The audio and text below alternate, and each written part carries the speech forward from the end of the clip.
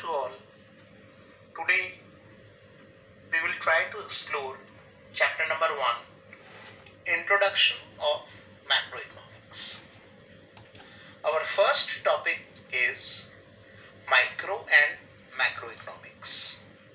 The term micro and macro both have its roots in Greek language. Micro literally means small and macro means large. Therefore, it automatically follows that in microeconomics we study individual economic units like an individual consumer or an individual firm.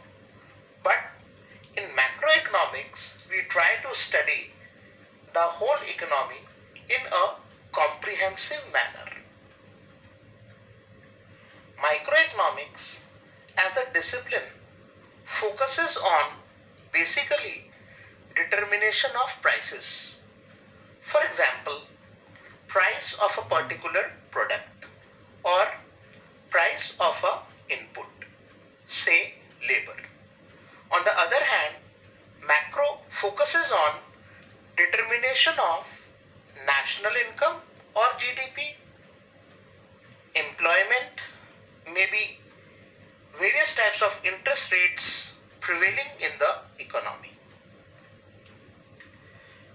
When a particular problem is studied with reference to microeconomics, generally demand and supply are used as basic tools for analysis. And similarly, if a problem is studied across the whole economy, more often than not, aggregate demand and aggregate supply is used for analysis purposes.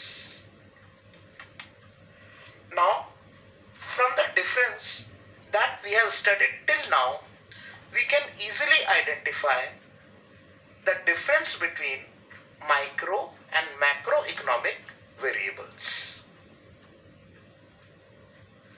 If we dip a bit deep into our study of economics, we probably will find that there are certain similarities also between the two branches.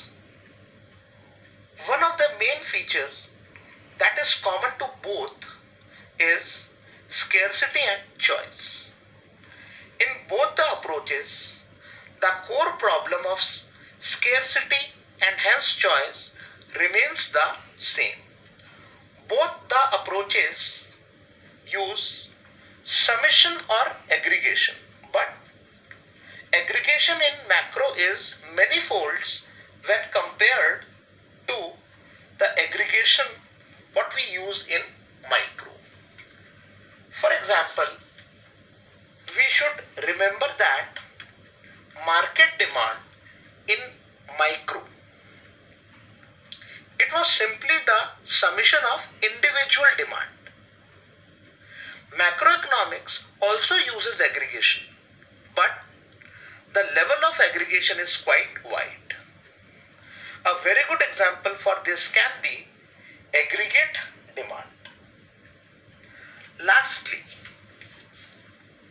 both the approaches uses various assumptions and statistical methods to formulate hypotheses, laws, and different types of policies, as we might recall from our knowledge in class 11.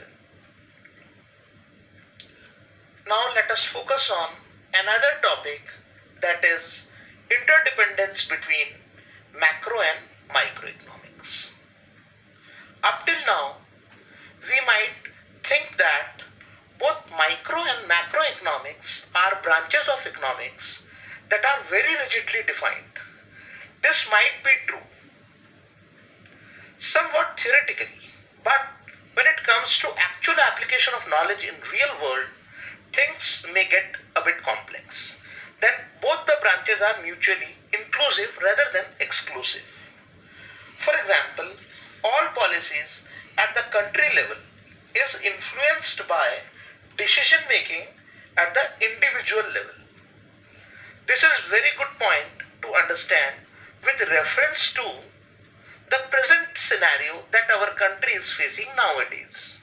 For example, our present unrestricted behavior can hurt our economy in a big way in long run.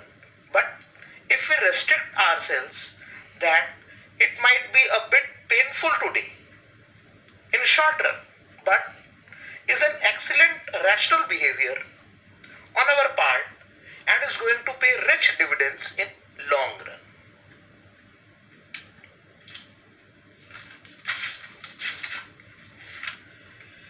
Let us focus our topic into another topic, which is macro-micro paradox. A paradox means a situation or a statement that is quite reverse to the popular beliefs. Popular beliefs, so as to say, is beliefs which are common and general. In micro-macro paradox, we try to figure this out. It is said that what is true at individual level need not be true at the level of the economy. Let us understand this with the help of a popular example.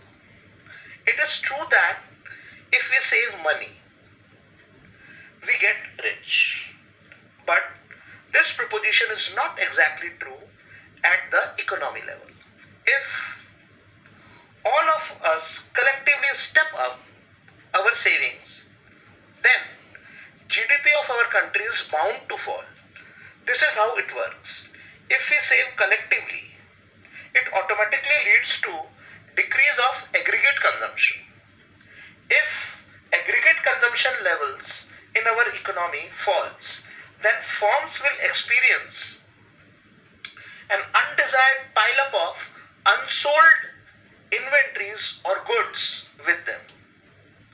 Accordingly, firms will react by decreasing the level of output for the next period by reducing employment, which in turn decreases our GDP and national income. Thank you very much for the day.